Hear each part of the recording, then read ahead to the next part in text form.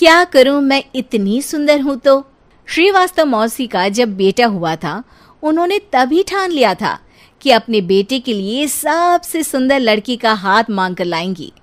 श्रीवास्तव मौसी को भी बचपन से हीरोइन बन के रहने का बड़ा शौक था, तो बहू भी उनको हीरोइन जैसी ही चाहिए थी। एक दिन उन्होंने मिस गाजियाबाद डिम्पल से उसकी शादी करवा दी। यहाँ बस एक ही दिक्कत थी, डिम्पल को फेस मास्क बनाना तो आता था, पर आटा गूंथना नहीं आता था। बातें तो पक्की पक्की करती थी, पर रोटियां कच्ची पक्की बनाती थी। कमला बहन, मानना पड़ेगा, आप शहर की सबसे सुंदर लड़की को ब्याह कर ले आई है अपने बेटे के लिए। अब इसमें हमने तो कुछ नहीं किया भाई साहब, सब ऊपर वाले की कृपा है। जी जी, तो क्या क्या कर लेती है आपकी बहू? सब कुछ। जाओ बेटा डिम्पल, शर्मा जी के लिए थोड़ा नाश्ता पानी बना लाओ। डिम्पल नजदीक जाकर श्रीवास्तव मौसी के कान में फुसफुसाती है। मम्मी जी, नाश्ता बनाना तो नहीं आता, सिर्फ पानी ले आओ। अरे बेटा, तुझे देखने कितने लोग आए हैं, इन सबको पानी पिलाने का ही इरादा है क्या? सुंदर हूँ इसलिए देखने आए हैं। क्या करूँ, मैं इतनी सुंदर हूँ तो आप ही बताओ ना, क्या करूँ मैं? अरे बेटा, कुछ मत कर, खाना बनाना सीख ले बस। श्रीवास्तव मौसी के लिस्ट में सुंदरता सबसे ऊपर आती थी और उन्हें उसी का फल मिला। उनके बेटे अशोक ने एक दिन माँ से शिकायत की। माँ, कैसी बहू ढूंढ कर लाई हो? मैं शाम को थक हार कर घर लौटता हूँ तो मुझे कहती है, आज पेडिक्योर करना है, करवा दोगे? अरे जबकि दिन भर काम करके पाँव मेरे थके थे। अरे बेटा, ठीक है ना, धीरे धीरे सीख जाएगी। अरे क्या सीख जाएगी माँ, उससे कुछ भी नहीं आता। हफ्ते भर का शेड्यूल बना लिया है उसने, पेडिक्योर, हेड मसाज, मुल्तानी मिट्टी का ये वो, अरे पता नहीं क्या क्या। अरे मुझे तो नाम भी नहीं आते। देख बेटा, खाना बनाना, सब्जी काटना, ये सब सीखा जा सकता है, पर सुंदरता नहीं सीखी जा सकती। इतनी सुंदर बहू मिली है, फिर भी तू खुश नहीं है, कैसा बेटा है तू? श्रीवास्तव मौसी का मानना था कि समय रहते बहू सब सीख जाएगी, पर मिस गाजियाबाद से शादी कराने के बाद घर का जो नाम हुआ है वो जरूरी है। अरे सबकी बहू खाना बना लेती है, हमारे घर में तो काम वाली दीदी भी है, पर हमारे घर में जितनी सुंदर बहू है ना, उतनी किसी के घर में नहीं। ऐसा श्रीवास्तव मौसी सबको कहती रहती। फिर एक दिन वो हो गया जो नहीं होना चाहिए था, डिम्पल को पिंपल हो गया। डिम्पल घर में छुपी बैठी थी, पर ऐसी खबर छिपती कहाँ है। शर्मा जी घर में अपने बेटी की शादी का न्योता देने आए तो उन्होंने पूछ लिया, अरे आज आपकी बहू नहीं दिख रही? हाँ, वो ना थोड़ा काम में बिजी है, आती ही होगी। और इतने में डिम्पल सही में किसी काम से वहां आ जाती है। बस शर्मा जी की नजर पड़ जाती है डिम्पल के पिंपल पर, जो उन्हें चांद पे दाग जैसा लगता है। पूरे शहर में बात फैल जाती है कि डिम्पल को पिंपल हो गया है। ये दिक्कत काफी गंभीर थी और श्रीवास्तव मौसी को पता था कि अगर ऐसा चलता रहा तो उन्होंने जो हासिल किया था सब मिट्टी में मिल जाएगा। उन्होंने फट से डिम्पल को अपने कमरे में बुलाया। अरे बेटा, शर्मा जी के बेटे की शादी 1 हफ्ते में ही है, हमें उससे पहले ही तुझे वापस सुंदर बनाना पड़ेगा। तू बता, तुझे मेकअप के लिए क्या क्या चाहिए? डिम्पल की दी गई लिस्ट का सामान श्रीवास्तव मौसी शाम को ही ले आती है और उसके बाद शुरू होता है डिम्पल का मेकओवर। 1 हफ्ते में सारे क्रीम्स पाउडर टेस्ट हो चुके हैं और डिम्पल और श्रीवास्तव मौसी रेडी हो जाते हैं शर्मा जी के बेटे की शादी के लिए। शादी के दिन डिम्पल बहुत सुंदर लग रही थी। श्रीवास्तव मौसी को उम्मीद थी कि बस अब तो हर जगह वो और डिम्पल ही छाए रहेंगे, चाहे शादी किसी की भी हो। पर जब वो शादी में पहुंचते हैं तो उन्हें बाहर शर्मा जी लोगों का स्वागत करते मिलते हैं। अरे कमला जी, सही समय पर आई हैं, आप ही का इंतजार था। हमने भी हमारे बेटे के लिए मिस अहमदाबाद ढूंढी है। डिम्पल और श्रीवास्तव मौसी दोनों के मुंह खुले के खुले रह जाते हैं शर्मा जी की बहू को देखकर। वो तो डिम्पल से भी ज्यादा सुंदर थी। क्यों, हमने भी अच्छी बहू ढूंढी है ना? हाँ हाँ शर्मा जी, बाकी आजकल के ज़माने में सुंदरता से क्या होता है भाई। देखो, बूढ़े तो सब होते हैं। मैं तो मानती हूँ कि बस रोटियां गोल बना दे, इससे ज्यादा क्या चाहिए। सुंदरता का क्या है, ढल जाती है, पर गुण वो हमेशा रहते हैं। अरे बाबा, इतना बड़ा ज्ञान आपको कोई गुरु भी नहीं देता जितना बड़ा ज्ञान आपको एक छोटे से पिंपल से मिल गया। अगले दिन जब अशोक डिम्पल से बात कर रहा होता है, कल शादी में मिस अहमदाबाद के बाद सब मिस गाजियाबाद यानी तुमको ही देख रहे थे। क्या करूं, मैं इतनी सुंदर हूं तो आप ही बताओ क्या करूं। क्या करूं मैं तो कहती हूं कि घर का कोई काम कर या फिर बाहर अपने लिए कोई काम ढूंढ ले। है? क्या कहा माँ जी? हाँ जी, सुंदरता का क्या है। कल तूने मिस अहमदाबाद से मात खाई, आगे कोई मिस हैदराबाद आ जाएगी या मिस फैजादाबाद आ जाएगी, इसलिए काम पर ध्यान दो। हाँ। और कुछ महीनों बाद, अरे बहू, काम करने के बाद तू सुंदर नहीं, अति सुंदर हो गई है। शिल्पा शहर की पढ़ी लिखी और होशियार लड़की है, जिसकी शादी उसके पापा के सालों पुराने वादे की वजह से गांव के विकास से हो जाती है। शिल्पा की सास पुराने ख्यालों की होती है। अरे शहर की हो, इसका मतलब ये नहीं कि जो मन आए करोगी। घर के कुछ नियम है जो तुम्हें भी मानने पड़ेंगे। हाँ मम्मी, मुझे रीति रिवाज से कोई दिक्कत नहीं है, पर ऐसे नियम जिनका कोई मतलब ना बने, वो तो गलत है। हाय, देखो तो, अरे घर आए एक दिन पूरा नहीं हुआ और सास से जुबान लड़ाना भी शुरू। नहीं हो, बहू हो, अपनी हद में रहना सीख लो। हाँ। इतने में विकास भी वहां आ जाता है। माँ, मुझे लगता है शिल्पा को घर रहने की जगह दुकान चलना चाहिए। इसकी नई चीजों की समझ और सोच हमारे बिजनेस के लिए बहुत अच्छी रहेगी। बेटे की बात सुनकर माँ को बहुत गुस्सा आ जाता है। अच्छा, अरे बीवी के आते ही तेरे तो सुर बदल गए। अगर ये दुकान जाने लगी तो गांव में क्या इज्जत रह जाएगी हमारी। है, लोग क्या कहेंगे। ये कहीं नहीं जाएंगी बस। हाँ। माँ के आगे और कुछ बोले बिना विकास वहां से चला जाता है और सास शिल्पा को घर के कामों में लगा देती है। उसी रात विकास और शिल्पा साथ बैठकर बातें कर रहे होते हैं। मम्मी ऐसा क्यों सोचती हैं कि औरतें कुछ नहीं कर सकती और उन्हें लोगों की इतनी चिंता क्यों है?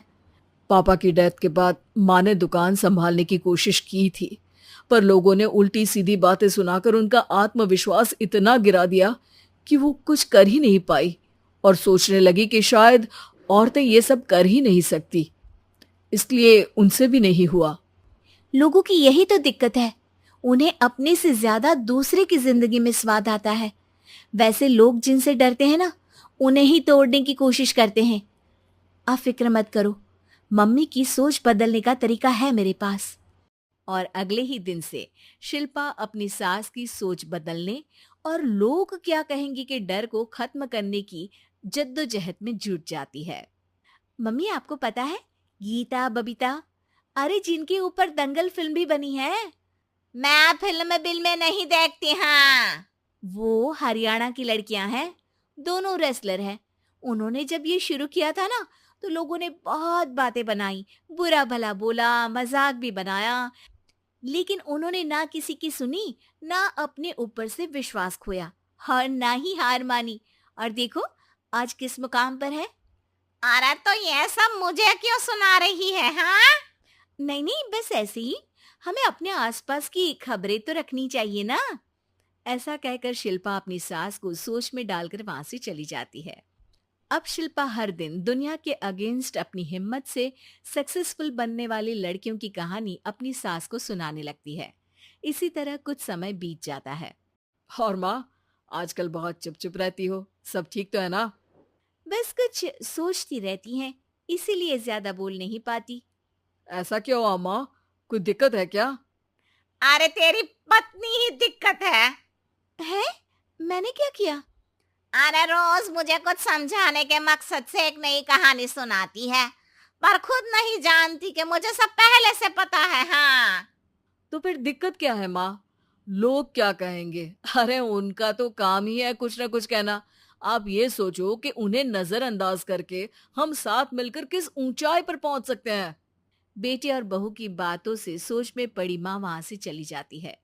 अगली सुबह सबसे पहले तैयार सास आवाज लगाकर बेटे और बहू को बुलाने लगती है। अरे कहाँ सोते पड़े हो दोनों? किसी को घर में कोई काम नहीं है क्या? हाँ, सास की आवाज सुन शिल्पा भागती हुई कमरे से बाहर निकल आती है, जिसके पीछे विकास भी बाहर आ जाता है। मम्मी, आप इतनी सुबह तैयार होकर कहाँ जा रही हैं? अरे किसी नई शुरुआत से पहले भगवान का आशीर्वाद बनता है या नहीं? मैं सीधा दुकान जाऊंगी, तुम काम निपटा कर आ जाना है। सास की बात सुन शिल्पा और विकास खुशी से फूले नहीं समाते। ये हुई ना मेरी माँ वाली बात।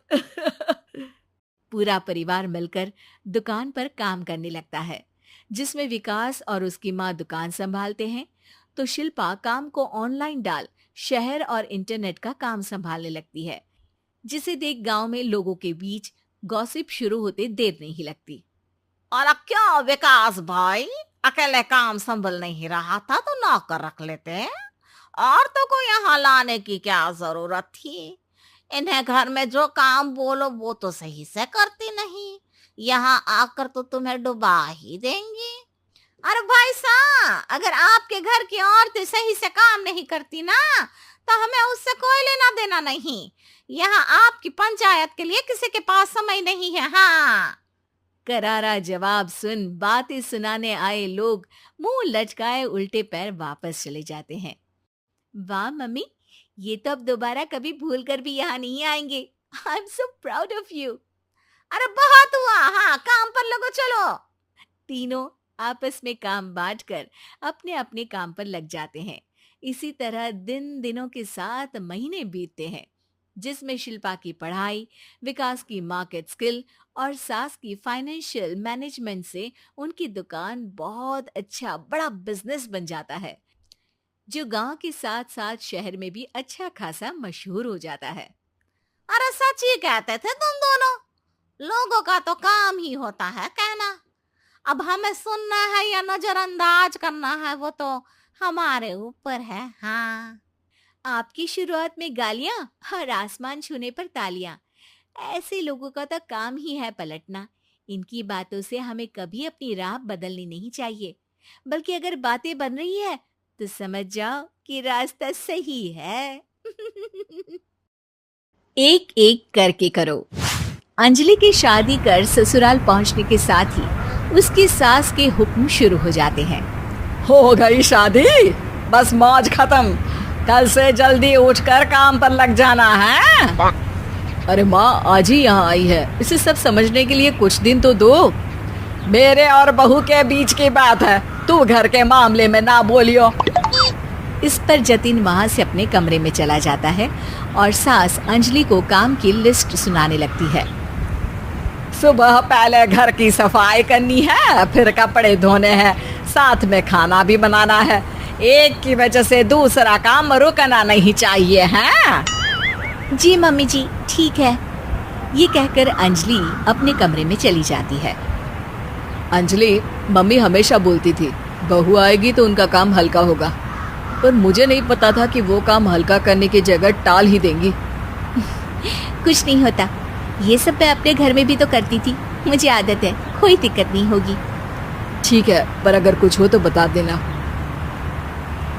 दोनों सो जाते हैं और अगली सुबह से अंजलि जल्दी उठ के सास के बताए कामों में जुट जाती है, जिसमें वो जैसे ही कपड़े धोने लगती है तो सास वहां आ जाती है।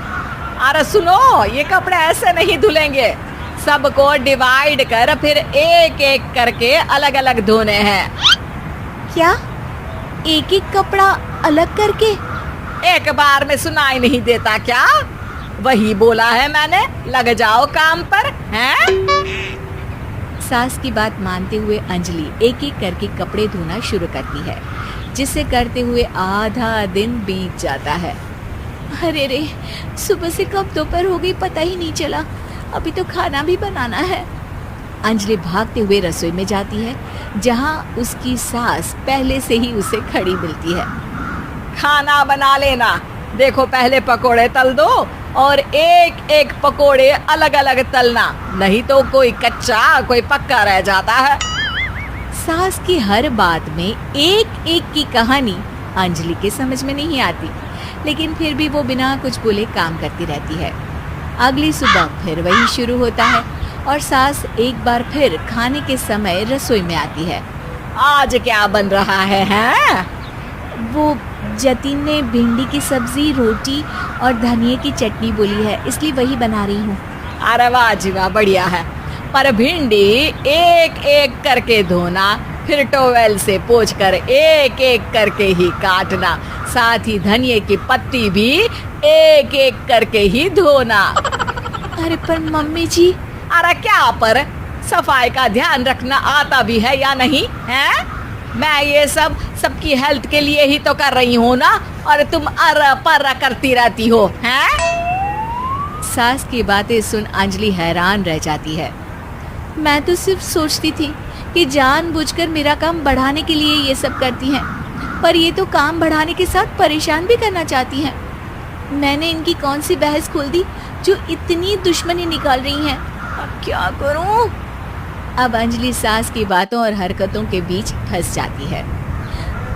काम के लिए मना भी नहीं कर सकती, नहीं तो जाने कौन सा ड्रामा खड़ा कर दे। पर अंजलि, तुझे कुछ तो करना पड़ेगा।